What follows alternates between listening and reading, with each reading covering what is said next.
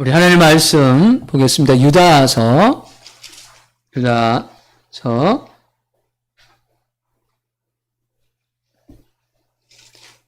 1장 17절에서 23절까지 말씀.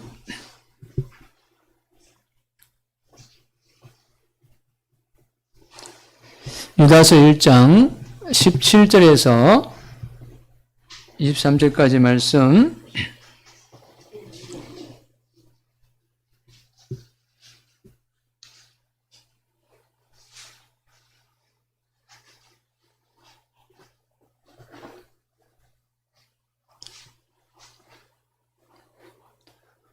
우리 다 찾으셨습니까? 우리 찾으신 줄 알고 한 절씩 교독하겠습니다. 사랑하는 자들아, 너희는 우리의 주 예수 그리스도의 사도들이 미리 한 말을 기억하라. 그들이 너희에게 말하기를 마지막 때에 자기의 건강하지 않은 성도들을 하며 수많은 자들이 있으리라 하였나니. 이 사람들은 분열을 일으키는 자며 육에 속한 자며 성령이 없는 자라. 사랑하는 자들아, 너희는 너희의 지금 이 거룩한 이름 위에 자신을 세우며 성령도 기도하며 하나님의 사랑 안에서 자신을 지키며 영생에 이르도록 우리의 주 예수 그리스도의 긍휼을 기다리라. 어떤 의심하는 자들을 긍휼히 여기라. 23절 같이 있습니다. 또 어떤 자를 불에서 끌어내어 구원하라. 또 어떤 자를 그 육체로 더러운 옷까지도 미워하되 두려움으로 긍휼히 여기라. 아멘. 할렐루야. 말씀을 전하기 전에 제가 하나 말씀을 드리려고 하는데요. 지난 주에 제가 그 컨페션을 통해서 부르키나 파소라는 저도 처음 들어는 나라인데 이 아프리카에 그 이네스라는 4살 된 아이를 이렇게 후원을 하게 됐어요. 근데 이거는 다른 이제 후원은 대부분 그 단체에다가 후원하는데 이 후원은 이제 개인에게 후원하는 거예요. 그러니까 이 컴패션이라는 단체에서 후원하지만 개인과 결연이 돼서 이 아이가 잘 자랄 수 있을 때까지 이제 도와주는 거거든요. 근데 그것을 하고 나서 하나님 너무 기뻐하시는 걸 느꼈어요. 그래서 우리 교회에서도 한번 하면 좋겠다. 우리 교회가 아직 약해서 다른 나라에 교회는 못 세우지만 어린 아이 하나는 키우면 좋겠다는 생각이 들더라고요. 그런데 원래 우리가 1년의 계획이 안 들어있던 거잖아요. 그래서 그러면 내년에 해야 되겠다라는 생각이 저는 개인적으로 했어요. 근데 하나님께서 계속 마음에 부담감을 주시는 게 일단 큰 부담이 되는 게 아니고, 그러니까 한 4만 5천 원 정도 들거든요. 한 달, 매달 후원하는 게. 그래서 우리 성도들만 합의만 하면, 동의만 해주시면, 그냥 바로 우리 교회 이름으로 한 아이를 양육하는 후원을 하면 어떨까는 생각이 들어서, 우리 한번 여러분에게 여쭤보는데, 여러분의 생각은 어떠신가요? 네, 괜찮으신가요? 예, 그러면 우리 교회 이름으로 한 아이를 양육해서 우리 교회가 직접 편지도 쓰고 메시지도 전하고 이렇게 하면서 관리할 수 있도록 그렇게 하도록 하겠습니다. 우리 말씀을 전하기 전에 한번 기도하겠습니다. 주님, 감사합니다. 오늘도 이렇게 주님 앞에 나와서 예배하고 말씀을 듣고자 합니다. 들을 수 있는 귀와 마음을 열어주시고 살아계신 하나님 말씀을 전할 때에 부족한 점 입술을 주장하여 주시옵소서. 감사하며 예수님의 이름으로 기도드립니다. 아멘. 오늘 유다서 1장 17절에서 23절의 본문의 말씀을 가지고 사랑하는 자들아 기도하라는 제목으로 말씀을 나누겠습니다. 한번 따라 보겠습니다. 사랑하는 자들아 기도하라. 여러분, 하나님이 우리를 보실 때에 어떠한 눈으로 바라보시냐면 사랑의 눈으로 보신다는 거죠. 예수님을 믿는 사람과 예수님을 믿지 않는 사람들의 삶의 차이가 바로 여기에 있습니다. 교회를 다니느냐, 다니지 않느냐가 중요한 게 아니라 정말 예수님이 나를 사랑하고 있구나, 하나님이 나를 사랑하고 있구나는 것을 느끼며 살아가는 사람, 이 사람이 믿음의 사람이죠. 여러분, 우리 오늘 예배하는 모두가 그러한 느낌으로 살기를 소망합니다. 천국은 뭐냐? 바로 이 사랑하는 사람이 가는 곳이 천국입니다. 지난주에 제가 새벽에도 한 말씀을 드렸는데, 우리 노예 목사님의 사모님이 소천하셔서 그 장례실을 갔다가 어느 목사님이, 자기 아버님도 목사님이셨는데 그 목사님이 마지막에 별세할 때 이야기를 듣는데 너무 감동이 되더라고요. 이 목사님이 90세가 다 넘은 상에서 어느 날 자녀들을 불렀대요. 토요일 날 보통 목회자 자녀들이기 때문에 그 목사님이 토요일 날은 보통 안 부르는데 이상하게 그날 부르더래요. 그러면서 간단하게 이야기를 하고 이제 가야지 라고 말씀하시더래요. 그래서 목사님이 이제 집에 가라는 건가 보다 하고 각자 집으로 갔대요. 그리고 월요일 날 사모님이 그 목사님한테 이런 얘기를 했대요. 가시려면 날짜를 잘 맞춰 가셔라. 목요일 날 바자회가 있습니다. 라고 했대요. 그때 목사님이 그래? 알았어. 그렇게 대화를 하고 사모님이 잠깐 나갔다가 들어오셨는데 목사님이 돌아가신 거예요. 그러니까 월요일날 돌아가셨으니까 수요일날 장례가 끝나잖아요. 그러니까 목요일날 바자회를 할 수가 있는 거예요. 날짜를 딱 맞춰서 알았어 갈게. 그리고 가신 거예요. 참 아름답게 돌아가셨다. 그래서 어떤 분에게 전도 대상자에게 이 말씀을 했더니 자기도 그런 얘기를 하는 거예요. 뭐냐면 자기가 알고 있던 어떤 분이 연세가 있는 분인데 옷 하나만 입고 다닌대요. 근데 어떤 어느 날 건강하게 인 분이 와가지고 이 옷을 이렇게 같이 이렇게 대화를 하다가 옷을 딱 벗어놓더래요. 위에 잠바 하나를. 그리고 이거 팔아서 그냥 쓰시라고. 그분이 이제 폐프 모으는 분이었거든요. 그 대화하는 분이. 그래서 팔아서 쓰시라고 가더래요. 그래서 아니 이 옷을 하나밖에 없는데 나 주면 어떻게 하냐고 그랬더니 이제 나는 가야 된다고 그렇게 가시더래요. 근데 그날 돌아가신 거예요. 갈 데가 있는 겁니다. 근데 중요한 거는 어디로 가느냐. 하나님의 사랑을 받고 예수 믿은 사람은 천국으로 가게 되는 줄 믿습니다. 그래서 마지막에 어떤 분은요, 예수 잘 믿다가 세상 떠날 때 환하게 웃으면서 나 이제 예수님이 날 데리러 왔다. 천사가 날 데리러 왔다. 그러면서 가는 거예요. 이러면 돌아가실 때 뭐가 좋다고 기쁘고 웃겠습니까? 누가 왔기 때문에 웃는 거죠. 마치 집에 계실 때, 여러분 집에 누군가 찾아올 때에 아주 반가운 사람이 찾아오면 웃잖아요. 그런데 딩동하고 초인종이 울렸는데 문 열어보니까 경찰이야. 그럼 인상이 굳어지죠. 그렇죠? 그러니까 돌아가실 때 굳어지는 사람이 왜 그러냐? 저승사자 오기 때문에 그래요. 그러니까 자기가 뭐 굳어져서 안 가려고 몸부림치다가 인상이 굳어지는 겁니다. 여러분 죽음이라는 것은 내 몸에서 내 영혼이 빠져나가는 거예요. 그래서 빠져나갈 때 어떤 사람은 기분 좋게 가니까 얼굴이 환하고 몸도 야들야들해지고 그리고 어떤 사람은 안 가려고 자기 욕심을 붙들고 몸부림치니까 인상이 굳어지는 거예요. 그러니까 예수 믿은 사람은 어떤 사람이냐? 마지막에 세상 떠날 때 활짝 웃을 수 있는 사람. 할렐루야. 그 은혜가 바로 주님의 사랑을 받고 있는 사람들에게 임하는데 오늘 예배하는 우리 모두가 그런 은혜가 임할 줄을 믿습니다. 그래서 오늘 말씀의 제목이 사랑하는 자들아. 그 다음에 뭐야? 기도하라. 그 말씀하는 겁니다. 자, 오늘 이 성경을 쓴 사람은 누구냐면 유다입니다. 유다가 누구냐? 예수님의 동생입니다. 자, 마태가 전한 마태복음에 보면 이런 말씀이 있어요. 이는 그 목수의 아들이 아니냐. 그러니까 예수님의 아버지가 요셉인데 그 요셉의 직업이 목수였어요. 그 요셉의 아들이 아니냐. 그 어머니는 마리아. 그 형제들은 야고보, 요셉, 시몬, 유다라 하지 않느냐. 그러니까 마리아가 예수님 외에 아들을 몇 명 낳았어요? 4명을 낳았어요. 그 예수님까지 하면 5형제죠. 그러니까 마리아가 참 대단합니다. 오형제를 이렇게 양육했으니까. 그런데 여기 말씀 보니까 야고보가 있고 그 다음에 누가 있어요? 유다가 있어요. 카톨릭에서는 이 예수님의 형제들을 사촌이라고 얘기하는데 그는 성경에 나와 있지 않은 겁니다.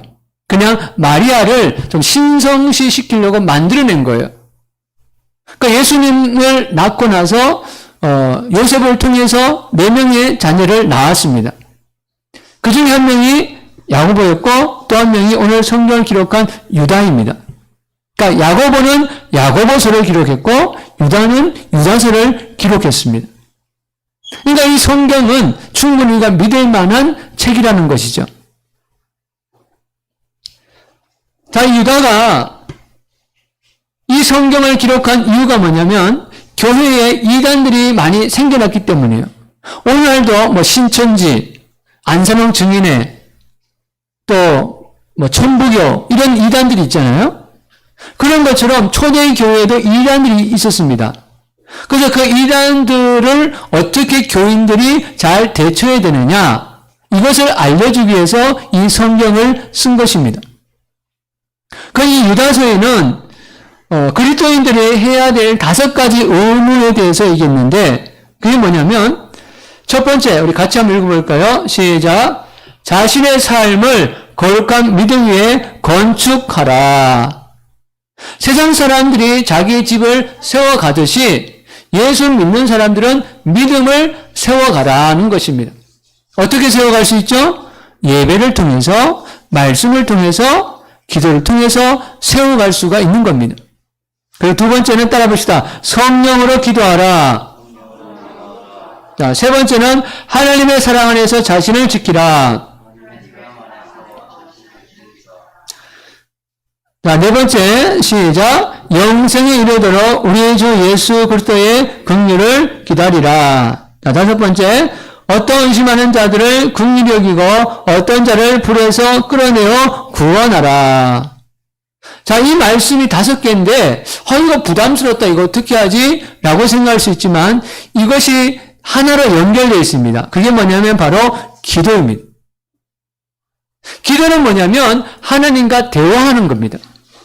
우리가 꼭 어떤 형식과 틀을 갖춰서 하나님께 나아가는 게 아니라 그냥 하나님과 대화하는 거예요. 자녀가 아버지에게 대화하듯이 대화하는 겁니다. 우상숭배는 앞에 나아갈 때 뭔가를 의식을 행해야 돼요. 뭐 삼천배를 행하든가 아니면 어떤 뭐 제물을 드린다든가 아니면 뭐 무당 같은 경우는 푸닥거리 하든가 그렇게 해서 뭔가 의식을 해야 돼요. 그런데 여러분 어떻습니까? 여러분이 아버지에게 나아갈 때에 여러분이 어머니에게 나아갈 때에 어떤 의식을 행합니까? 어떤 뭘 의식을 한 다음에 아버지에게 나가는 거 아니죠? 그 아버지에게 그냥 나아가죠. 그냥 엄마, 아빠 이름을 부르잖아요. 그런 것처럼 하나님 앞에 나아갈 때 그냥 아버지라고 부르면 그것이 기도가 되는 거예요. 그러면 아버지께서 뭐라 할까요? 왜 불렀냐? 이런 대화가 되겠죠. 그것이 바로 기도라는 겁니다. 그래서 우리가 기도를 어렵게 생각하면 기도를 못해요. 그러나 기도에 여러 가지 형식이 있지만 가장 쉽게 얘기할 수 있는 게 뭐라고요? 따라합시다. 기도는 대화다. 누구랑 대화하는 거라고요? 하나님과. 그러니까 하나님과 대화하는 게 기도라는 거죠. 그래서 기도를 할 때에 우리가 세워지고 우리를 지킬 수 있고 누군가를 긍휼히 여길 수 있는 것입니다. 자, 이 내용 중에서 우리는 20절의 본문을 중심으로 말씀을 나눌 텐데 20절 다시 한번 읽어볼까요? 20절 시작. 사랑하는 자들아 너희는 너희의 지극히 거룩한 믿음 위에 자신을 세우며 성령으로 기도하며. 아멘. 자, 여기 오늘 본문의 말씀 보니까 너희의 지극히 거룩한 믿음 위에. 자, 믿음도요 거룩한 믿음이 있고요 거룩하지 않는 믿음이 있어요. 그건 뭐냐? 자, 거룩한 하나님을 믿을 때 그 믿음은 거룩해지는 거예요. 그러나 부정한 어떤 것을 믿으면 그것은 부정한 믿음이 되는 거예요. 사람들은 그래요. 뭘 믿든지 믿는 거 다 똑같은 거 아니야? 라고 생각할 수 있는데 간단하게 말씀드려보면, 이거 보세요. 한 여성이 있어요. 그런데 여성이, 남편이 예를 들면 대통령이에요. 그 여성의 신분이 어떻게 돼요? 자동으로 대통령 영부인이 되는 거죠.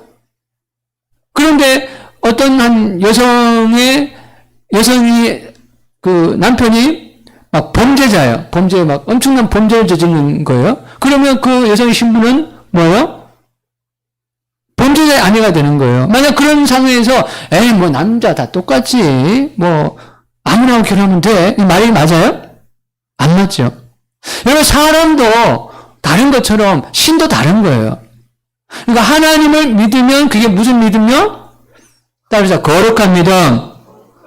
거룩한 믿음이 되는 거예요. 그러니까 우상숭배는 부정한 믿음이 되는 거예요.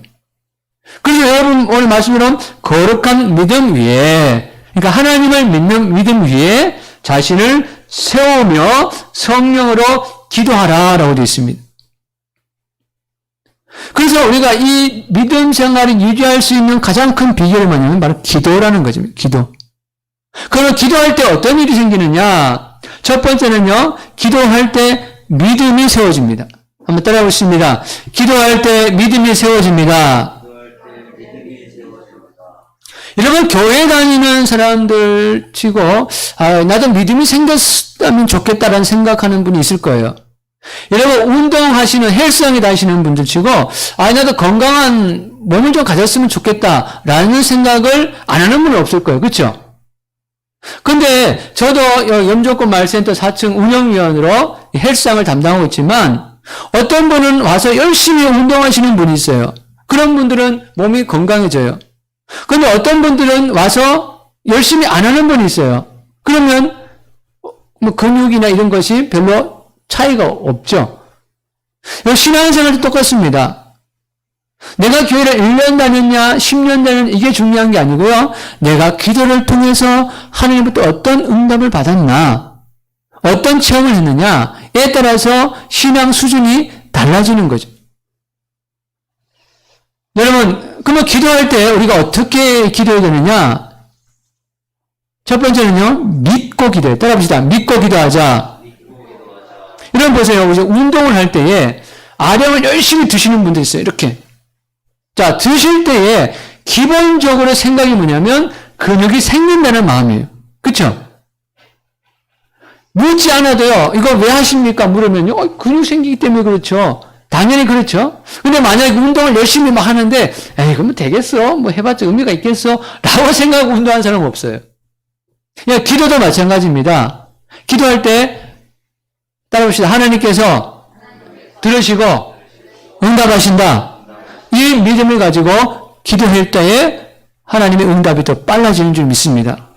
그래서 마태복음 21장 22절에 보면 같이 읽어볼까요? 시작. 너희가 기도할 때에 무엇이든지 믿고 구하는 것은 다 받으라 하시니라. 아멘. 하나님께 나아가서 기도할 때에 믿고 구하라는 거죠. 믿고 구한 다음에 뭐 하라고요? 그 다음에는 받으리라. 그렇다고 하나님이 요정처럼 금 나와라 뚝딱, 은 나와라 뚝딱해서 금, 은이 나오는 게 아니에요. 왜냐하면 야고보 사도는 또 이런 말씀도 있어요. 너희가 구하기는 하지만 욕심으로 구하는 그것은 이루어지지 않는다. 이 말씀도 했어요. 그래서 우리가 성경을 읽을 때에 좀 다방면으로 읽을 필요가 있어요. 그러니까 하나만 붙들고 나가면 신앙이 왜곡될 수 있습니다. 그러나 특별히 여러분 우리가 믿고 구할 수 있는 거 뭐냐면 치유를 얻고 기도할 때는요. 믿고 기도하십시오. 그래서 선포하시기 바랍니다. 어떤 분이 치료를 얻고 몸이 연약한 부분을 얻고 치료를 얻고 기도하는데 자기는 잘 응답이 안 되는데 어떤 분이 응답이 잘 돼요. 뭔 차이가 있을까? 이렇게 봤더니요. 자기는 아픈 걸 생각하고 기도한대요. 아픈 현상만 보고. 근데 그 사람은 뭘 놓고 기도하냐면 아픈 것이 치료된 것을 상상하면서 기도한대요. 그러니까 다리가 아프신 분은 건강하게 걷는 것을 보면서 하나님 이대로 이루어질 줄 믿습니다. 이렇게 상상한다는 거죠.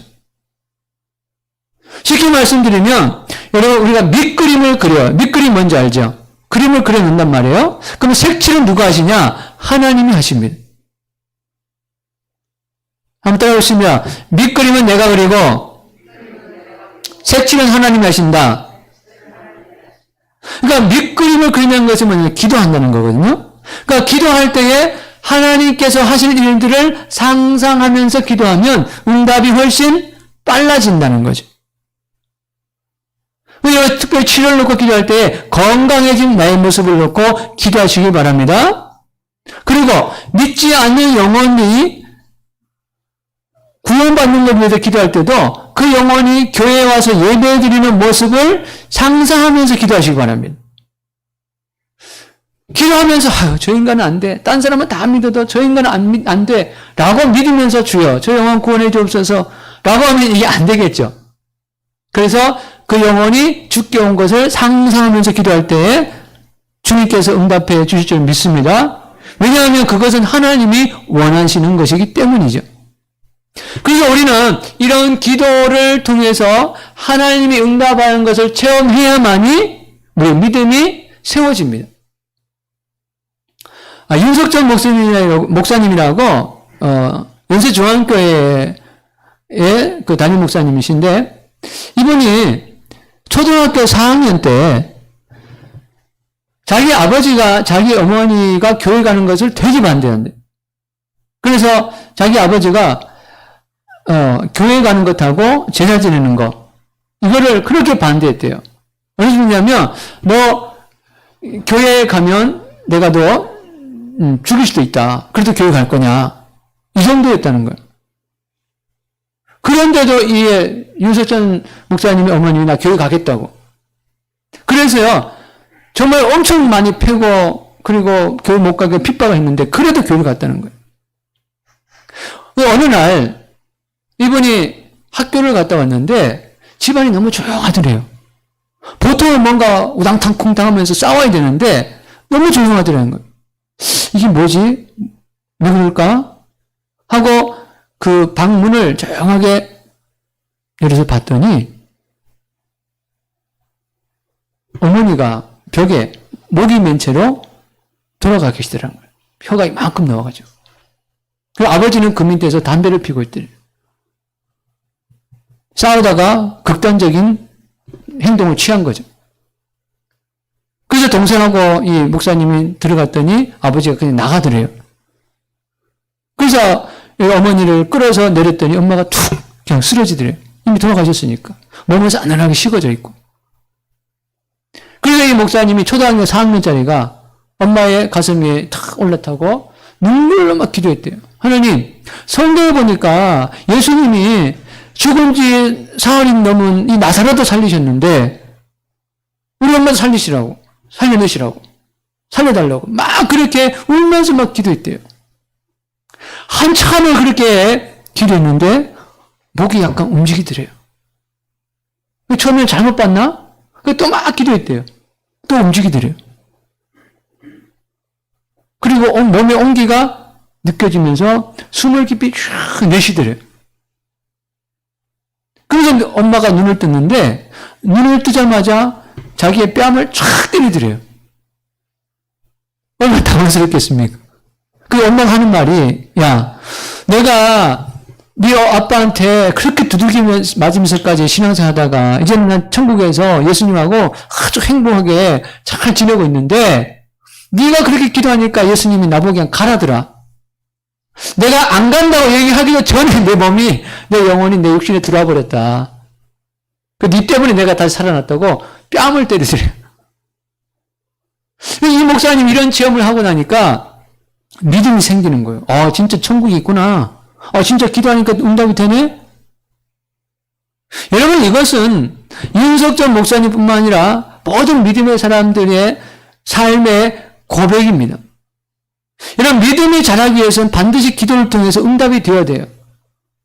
저도 말씀을 드렸지만 초등학교 4학년부터 교회만 왔다 갔다 했어요. 믿음이 없었어요.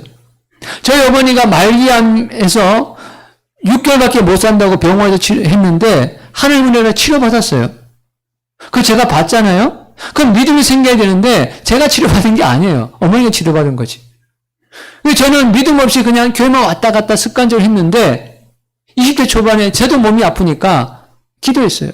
하나님 정말 계시면 치료해달라고. 그건 난 믿겠다고. 하나님이 치료하신 줄을 믿습니다. 그러니까 진짜 하나님 계시네? 계신가? 어쩌면 실수했는지도 몰라? 그렇게 하면서 또 뭐 일생님의 기도했더니 응답이 되어지고 기도했더니 응답이 되어지고 그러면서 믿음이 점점점 잘하게 되는 거예요. 나중에는요, 하나님이 없다는 소리는 못 하겠더라고요. 하나님 없다는 소리는 못 해. 너무 많이 역사해 주시니까. 그래서 여러분, 우리가 신앙에 자르려면 먼저 기도가 있어야 됩니다. 여러분, 기도를 통해서 응답받는 역사에 나기를 축원드립니다. 이런 문제가 있습니까? 이거는 하나님이 기도하라고 하시나 보다. 왜? 도와주시려고. 하나님이 믿음을 보여주시려고. 그래서 여러분, 우리가 기도할 때 믿음이 자라는 줄을 믿습니다. 두 번째는요, 왜 기도해야 되느냐? 기도할 때에 자신이 세워집니다. 따라봅시다. 기도할 때에 자신이 세워집니다. 자, 오늘 말씀 보면, 거룩한 믿음 위에서 자신을 세우며, 하나님은 우리를 세우시는 분입니다. 할렐루야. 근데요, 마귀는 우리를 무너뜨리는 존재예요. 그래서 도박, 술, 또 죄악, 이런 걸 통해서 우리를 무너뜨리려고 하죠.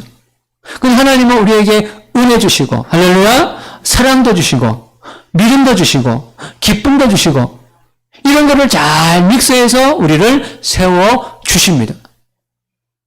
그래서 많은 간증들을 들어보면요, 정말 인생에서 바닥에서 아무 소망이 없던 사람이 예수 믿고 변화되는 걸 봅니다. 전에 있던 교회에서 어떤 한 성도분이 왔을 때 정말 1,000원짜리 헌금하기도 어려운 형편에 한 분이 오셨더랬어요. 아들 하나와 같이 살고 아들 둘하고 같이 살고 있는데 정말 어렸던 분이에요. 그런데 이분이 1년 열심히 신앙생활 하시더니요, 농장을 가지게 되고 농장을 운영해요. 그래서 교회에 와서 헌금하는데요, 그냥 부담 없이 하셔요. 하나님이 세운 줄을 믿습니다. 그래서 이러한 세움을 얻기 위해서는 하나님께 기도하라는 거죠. 그래서 시편 127편 1절에 이렇게 말씀합니다. 같이 한번 읽어볼까요? 시작. 여호와께서 집을 세우지 아니하시면 세우는 자의 수가 헛되며 여호와께서 성을 지키지 아니하시면 파수꾼의 깨었음이 헛되도다. 아멘. 자, 여호와께서 집을 세운대요. 누구 집을 세울까요? 기도하는 자의 집을 세웁니다. 여러분, 우리가 지금 종호의 기도를 하고 있습니다. 우리 같이 연합하자 기도할 때에 전도 열매가 있고, 할렐루야. 하나님 주시는 은혜가 각 가정에 또 채워질 줄을 믿습니다. 그래서 이 기도가 참 중요한 겁니다. 왜? 기도는 누가 들으셔요? 하나님이 들으셔요. 제가 요즘 동에서 통장 일도 하고 지역 봉사를 하면서 이 세상 일도 많이 보잖아요. 동에서는요, 이렇게 민원을 넣으면, 예를 들면 구청이나 동에 민원을 넣으면요, 그쪽에서 대부분 이제 해결을 해줘야 돼요. 민원이 들어갔기 때문에. 이 민원을 성경적인 용어로 하면 그게 뭐예요? 기도예요, 기도. 자, 우리 하나님 앞에 민원이 들어갔어요. 하나님 앞에서. 자, 민원이 딱 접수가 됐단 말이에요. 그럼 하나님께서 자녀가 민원 넣었으니까 관심 가질까요, 안 가질까요? 가지겠죠. 그러면 하나님께서 필요에 따라서 야, 지금 해결해 줘라. 아니면 조금 더 기다려라. 저거는 좀 훈련이 필요한 거니까 좀 냅둬라. 뭔가 하나님이 제스처를 취합니다. 전혀 무관심하지 않습니다.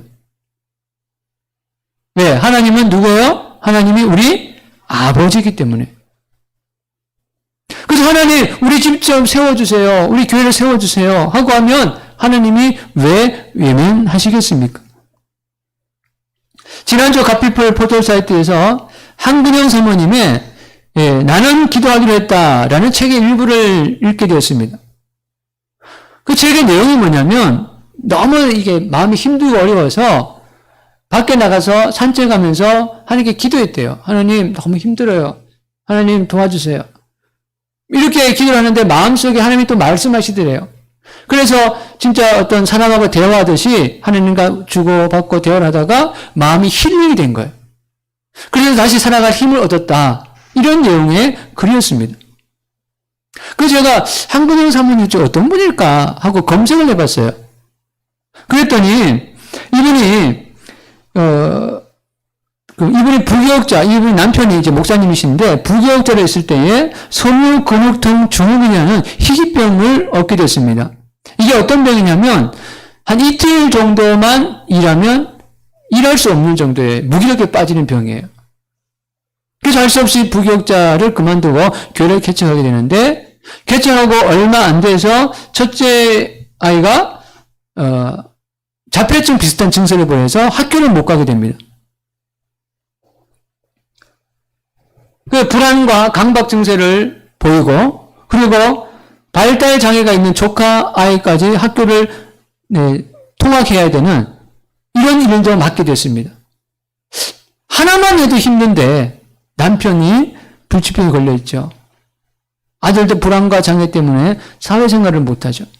또 조카까지 장애인데 그 아이마저 돌봐야 되죠. 이거 뭐 감당할 수가 없는 거예요. 그래서 이분이 하늘 빽을 부르짖었대요. 하나님, 왜 나를 버려두십니까? 왜 나를 이 사막 한가운데 두십니까? 하나님, 왜 나를 이 바다 한가운데 두십니까? 하나님, 저 어떻게 살아갑니까? 막 부르짖었대요. 얼마나 간절했겠습니까? 근데 그때 하나님이 이렇게 말씀하시대요. 나는 너를 한순간도 내버려둔 적이 없다. 이 말씀이 들리더래요. 자기 혼자인 줄 알았는데 아무도 자기 몰라준 줄 알았는데 하나님이 아신다는 거죠. 그러면서 하나님을 향한 믿음이 더 생기고 기도하게 되어지고 그 기도를 통해서 지금은 남편 그 목사님도 많이 회복이 되어지고 또 교회도 세워지고 또 첫째 아이는 꾸준히 이제 자기를 개발하면서 꿈을 쫓아가고 있고 둘째는 몸을 그냥 연약한데도요 학교에서 수석을 할 정도로 1등을 놓치지 않고 있대요. 여기 오늘 읽었던 말씀처럼 여호와께서 집을 세우시는 줄을 믿습니다. 할렐루야. 여러분 우리 자녀들 키우는 우리 성도님도 계신데 여러분 집은 학원이 세우시는 게 아닙니다. 집은 하나님이 세우신 줄 믿습니다. 또 그 아이도 마찬가지예요. 하나님이 그 아이를 선택하면 하나님이 세워주시는 겁니다. 복음성가 중에 날 세우시네라는 곡이 있어요. You raise me up이라고 많이 알려진 곡이죠. 나 지치고 내 영혼 연약할 때 근심 속에 내 마음이 무거워 주 오셔서 함께 하실 때에 나 잠잠히 주님을 기다려. 날 세우사 저 산에 우뚝 서리. 날 세우사 풍랑 가운데도 함께 하심 나 강하게 하니. 날 세우사 모든 것을 할 수 있네. 할렐루야. 제가 이거를 탁 연습해가지고 한번 쫙 찬양하려고 그랬는데 잘 안 되더라고요. 오히려 마이너스가 되겠다 싶어서 그냥 불러드리고 제 카톡에다가 교회 단체 카톡방에다가 올려드릴 테니까 한번 들어보세요. 1시간짜리 있더라고요. 반복해 듣는 거. 하나님 나를 세우기를 원하셔서 우리를 부르신 겁니다. 또 하나님은 우리가 세워질 수 있도록 위해서 선물을 또 하나 주셨어요. 그게 뭐냐면 방언이라는 선물입니다. 교회를 좀 다녔던 분은 방언이라는 걸 아실 거고 오늘 또 처음 오신 분이나 신앙생활 얼마 안 되신 분은 방언을 잘 모를 거예요. 방언은 뭐냐면 우리가 한국말을 하잖아요. 그런 것처럼 하나님과만 소통할 수 있는 언어입니다. 그것이 뭐 일어가 될 수 있고 영어가 될 수 있고 또 어떤 소수민족의 언어일 수 있어요. 우리는 못 알아들어요. 그런데 하나님은 알아들으셔요. 그 방언을 받으면 어떻게 되느냐? 우리가 기도할 때 처음에는 3분, 5분만 기도해도요. 기도할 게 없어요. 근데 방언을 받으면 10분, 20분, 30분도 쉽게 할 수 있어요. 그리고 방언을 하게 되면 내가 힘들고 지칠 때에 방언을 하잖아요. 내 안에서 새로운 힘이 솟아납니다. 그래서 여러분, 나 방언이 뭐야? 잘 모르겠는데 하시는 분은 그냥 하나님 방언의 은사를 주옵소서. 따라봅시다. 하나님 방언의 은사를 주옵소서. 그렇게 기도하시기 바랍니다. 그리고 이 방언을 많이 하면요, 이 성격도 부드러워집니다. 물론 이 방언을 잘해야 돼요. 어떤 사람들은 이상한 방언을 하면요, 성격이 점점 독해져요. 그죠? 막 거칠어져요. 그걸 귀신 방언이라고 그러거든요. 잘 분별해야 돼요. 그런데 성령이 주시는 방언을 하면요, 이 성품이 부드러워집니다. 그래서 이런 방언을 선물로 주셔서 우리랑 기도하고 우리 믿음이 세워지도록 하셨습니다. 그리고 세 번째는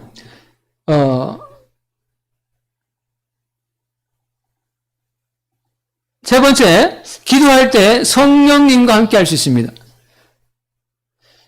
여러분, 우리가 신앙생활의 가장 핵심이 뭐냐면 하나님과 함께 하는 겁니다. 근데 하나님과 함께 하는 거 어떻게 할 수 있죠? 바로 기도입니다. 여러분, 한 가정에서 가족이 살고 있죠. 그렇죠? 그런데 가족이 살고 있는 대화를 안 해. 여러분, 가정도 부부 생활을 하는데요, 서로 이렇게 대화를 하지 않는 부부가 있어요. 정말로. 제가 상담을 배울 때에 가족 치료에 대한 상담을 했는데 정말로 오히려 방을 따로 쓰고 대화도 하지 않는 부부가 있어요. 함께 사는 게 중요한 거 대화가 해야 돼요. 대화.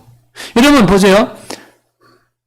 좀 극단적으로 표현하면 둘이 같이 같은 집에 있는데 대화를 안 해요. 이게 좋겠습니까? 아니면 좀 떨어져 있지만 날마다 전화하고 대화하는 게 좋습니까? 어떤 게 좋아요?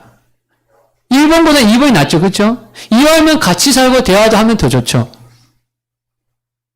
그러니까 하나님도 마찬가지예요. 하나님이 우리와 함께 하시는데 우리가 대화를 안 해. 그러면 하나님이 계신지 안 계신지 몰라요. 그런데 하나님과 대화를 해요. 하나님 저 힘들어요. 하나님 너무 하나님 기뻐요. 하나님 저 아파요. 하나님 도와주세요. 이렇게 기도를 하다 보면 하나님이 말씀해 주셔요. 도와주셔요. 그럼 이거 하나님 하신 겁니까? 그게 자연스럽게 하는 거예요. 왜? 하나님은 저 천국에만 있는 하나님이 아니라 우리 마음속에도 있는 하나님이기 때문입니다. 할렐루야? 그래서 우리가 하나님과 대화를 하지 않으면 하나님이 심심해 하셔요. 그래서 이 기도라는 건 뭐냐? 하나님과 함께 하는 것을 느끼는 겁니다. 그래서 기도는 얼마나 오래 하느냐, 자주 하느냐, 이것도 중요하겠지만 더 중요한 것은 기도가 하나님과 함께 하는 것을 느끼는 거예요. 자, 그래서 에베소 6장 18절에 보면 모든 기도와 간구를 하되 항상 성령 안에서 기도하고, 어디에서요? 성령 안에서. 이게 왜 중요하냐면 어떤 분은요, 기도를 많이 하는데 되게 성격이 거친 분이 있어요. 저희는 그런 교회, 그렇게 교회도 크지 않고 해서 그런 분이 없지만, 어떤 교회는요, 기도를 되게 많이 하는데, 사람을 판단해요. 에이, 저 사람 저렇게 하는데, 거칠구만, 음란하구만, 요즘 목사 기도도 안 해? 이러면서, 사람 판단하고 정죄해요. 대화도 안 돼요. 저도 이 금요일이나 토요일 날 저녁에는 산에 기도하러 가는데, 거기 기도하는 분이 많이 오거든요? 근데 어떤 분은요, 기도를 막 하고 방언 가는데 너무 대화가 안 돼요. 거칠고요, 험하고요. 이런 분은 성령 안에 사는 게 아니고 뭔가 이게 자기 중심을 하는 겁니다. 그러니까 신앙생활은 얼마나 기도를 많이 했느냐, 얼마나 뭘 많이 하느냐가 아니라 성령님과 함께 하느냐. 한번 따라합시다. 성령님과 함께 하면 부드러워집니다. 말도 마음도 부드러워져요. 누가 그렇게 만드냐? 성령께서 그렇게 만들어 주셔요. 성령께서. 물론 하루 동행했다 해가지고 갑자기 부드러워지고 이러지는 않습니다. 시간이 걸려요. 시간. 로마서 8장 26절에 보면 이런 말씀이 있어요. 이와 같이 성령도 우리의 뭘 돕는다고요? 연약함을 돕는데요. 연약함. 여러분, 우리는 세상에 살아갈 때에 먹고 살고 또 뭐 돈 벌고 이런 것들에는 아주 뛰어난 분들이 있어요. 그래서 그런 분들은 그런 얘기예요. 아니, 난 하나님 필요 없어. 난 내 주먹 믿을 거야. 아니, 내가 내 힘으로 집도 샀고, 내가 뭐 땅도 사고, 내가 내 자식들이 잘 키웠는데, 아니, 난 하나님 필요 없어. 라고 말하는 분들이 의외로 많이 있어요. 근데 그 사람들은 연약하지 않아요. 강해 보여요. 근데 우리의 연약함이 뭐냐면, 물론 세상을 살아가는 자체도 힘든 분들이 있어요. 그냥 뭐가 연약하냐면, 기도하는 게 약합니다. 말씀 보는 게 약해요. 그러니까 말씀만 좀 봤다면 막 졸려가지고, 뭐, 그냥 수면제처럼 이용하시잖아요? 기도하려면은 1분 했는데 다 했어. 기도 제목이 안 나와. 안 되는 거예요. 전도, 뭐 하기 전에 벌써 저 사람이 거부하고 날 밀어내는 것 같아. 약해요. 세상에서 먹고 살고 일하고 뭐 하는 거는 강한데 하나님이 원하는 걸 하려면 약해요. 안 돼요. 근데 누가 도와준다고요? 성령님이 도와주는 거예요. 전도하다 보면요, 이렇게 말하는 분이 있어요. 아유, 나 교회 못 다녀요. 왜 못 다니십니까? 아니, 교회 다니는 사람들 보니까 뭐 수요일도 가고 주일도 가고 새벽에도 가던데 나 그거 못해요. 시작도 안 하고 못한대. 여러분, 주일날 오는 거요. 누가 도와주냐면 하나님이 도와주십니다. 하나님이 안 도와주면 못해요.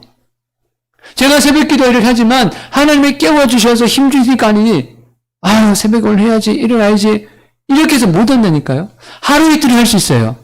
그러니까 지속적인 건 못 합니다. 그럼 누가 도와주신다고요? 성령님이 도와주십니다. 한번 가슴에 손을 얹고 한번 이렇게 고백해 볼까요? 성령님, 내 안에 오셔서 나의 삶을 다스리시고 나의 믿음을 도와주세요. 아멘? 네, 성령이시고요. 우리가 이제 기도하며 나아갈 때 성령께서 왜 안 도와주겠습니까?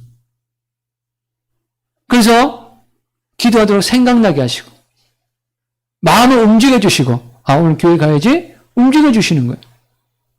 또 신경 누군가를 붙여줍니다. 누군가를 통해서, 아, 오늘 예배에 오늘 오시라고 얘기해주고. 그 악함은 뭐냐? 그 모든 걸 자꾸 거부하는 거예요. 자꾸 거부해요. 그게 악함이에요. 여러분, 이런 하나님이 바로 우리 하나님인 줄 믿습니다. 그리고 또 여기 말씀 보니까 마땅히 기도할 바를 알지 못하나. 그러니까 우리가 뭘 기도하냐면 하나님 우리 자녀 잘 되게 하시고 건강하게 해주시고 집 사게 하시고 뭐 이렇게 우리 남편 일하는 거 잘 되게 하시고 돈 잘 벌게 하시고, 이건요 안 믿는 사람들 기도해요. 그런데 이런 거는 하나님 이미 다 알고 있대요.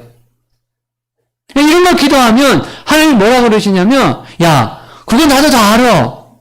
근데 나한테 정말 필요한 거는 믿음이야. 그래서 믿음 달라고 기도해야 돼. 너한테 정말 필요한 건 사랑이야. 사랑 달라고 기도해야 돼. 너한테 정말 필요한 것은 너 용서하는 마음이야. 용서해 달라고 기도해야 돼. 용서하는 마음 달라고 기도해야 돼. 근데 여러분, 우리는 이거 알아요, 몰라요? 우리 잘 몰라요. 우리는 복수할 줄 아는데 용서할 줄 잘 몰라요. 우리는 노력할 줄 아는데요, 기도할 줄 잘 몰라요. 근데 하나님이 알게 하신대요. 그래서 성령 안에서 우리가 기도하라고 말씀을 하는 것입니다. 그렇게 하면서 우리가 주님을 닮아가는 겁니다. 성령에 대해서 강의하는 배본철 교수님이 성령 그 위대한 힘이라는 책에 이런 얘기를 했습니다.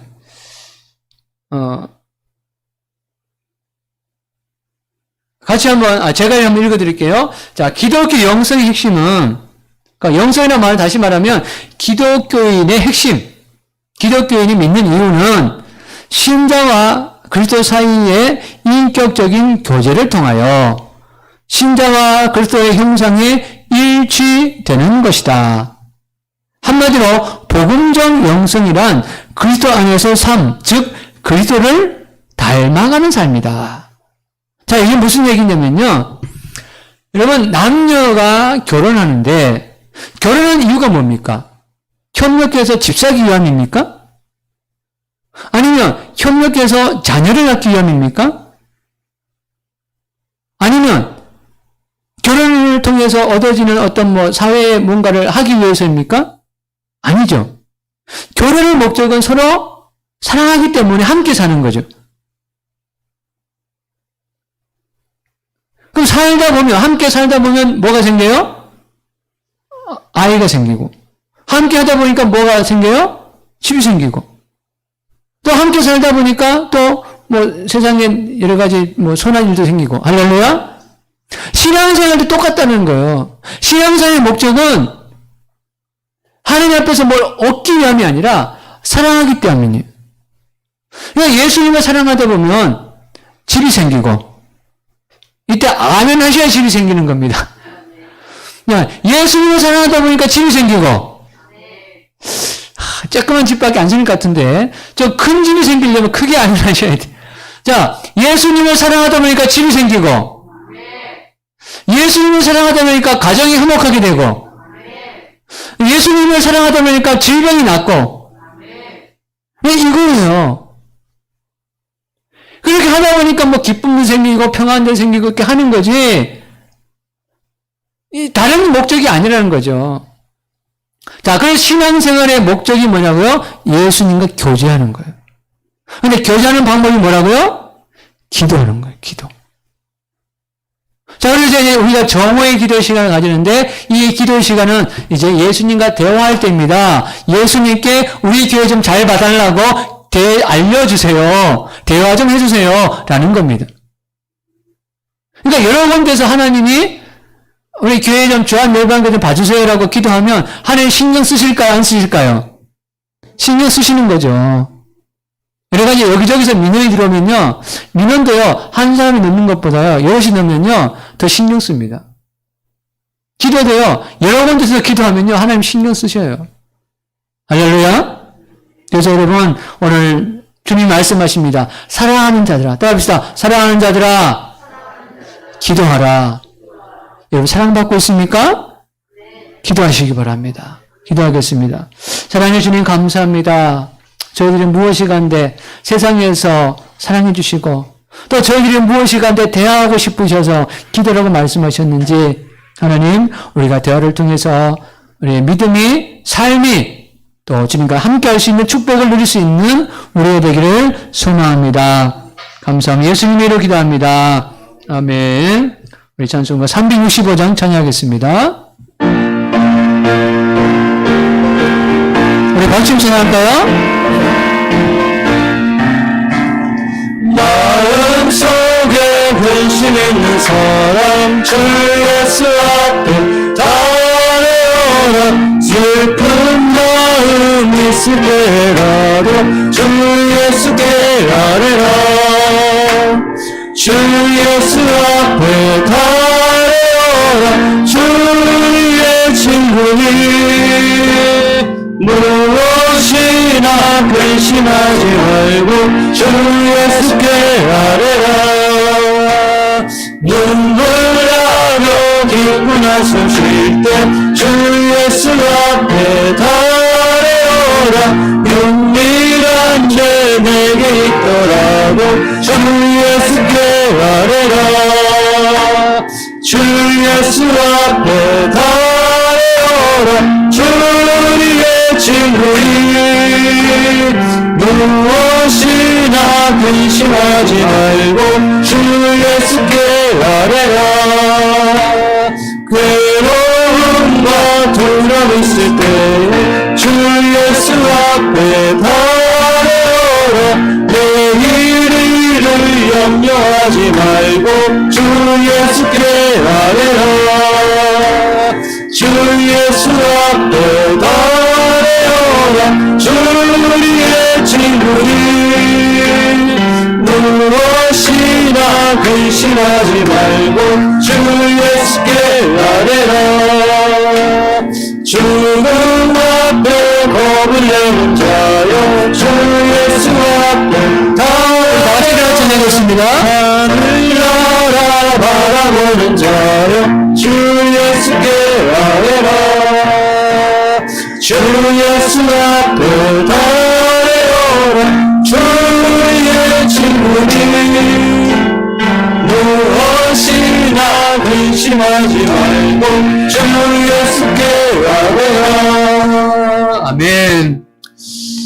오늘 가실 때에 오늘도 오키표 김밥, 맛있는 김밥이 준비되어 있습니다. 가실 때 하나씩 또 음료수도 있으니까 같이 받아가시기 바랍니다. 기도하겠습니다. 사랑의 주님 감사합니다. 오늘 사랑하셔서 이렇게 예배하게 하셨는데 예배하는 모든 주의 사람들이 또 기도로서 그 삶을 아름답게 만들어갈 수 있도록 도와주시고 골방에서 기도하는 곳조차도 들으시는 하나님, 우리 한숨 소리조차도 들으시는 하나님, 그 하나님 앞에 기도할 때에 많은 응답 받고 믿음을 잘할 수 있는 우리 모든 성도들 되게 하여 주시옵소서.